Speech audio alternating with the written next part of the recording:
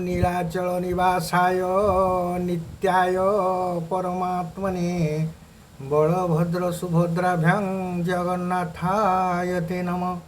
Manish bunchy रहिबा लगी प्रथमे खाद्यर आवश्यकता को अनुभव करे।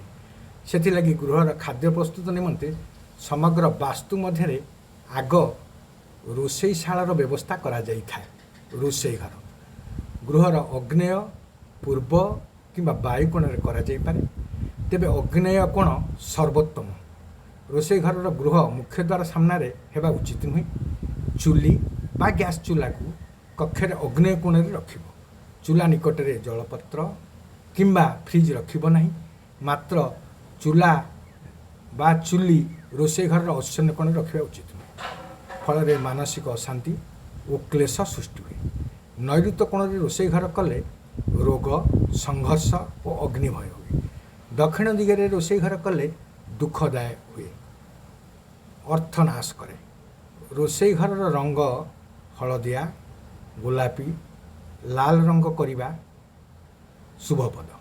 रोषेई घर रोषेई कला बेले पूर्व दिग को मुख कर रोषेई कले स्वास्थ्यवर्धन हुए। अग्नेय कोण को मुख कर रोषेई कले घर सौहार्द्य नष्ट हुए। पश्चिम दिग को मुख कर रोषेई कले घर स्त्री लोक माने चर्म और अस्थि रोग पीड़ित होती। उत्तर दिग को मुख कर रोषेई कले आर्थिक क्षति हुए। गृहर घात दोष।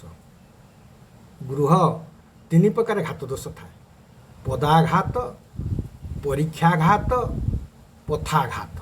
पदाघात गृहर निर्माण पर बा निर्मित गृह मध्य चलिले पदध्वनि शुणागले पदाघात दोष कहुए। यह द्वारा पुत्र पौत्र अर्थहानि हुए।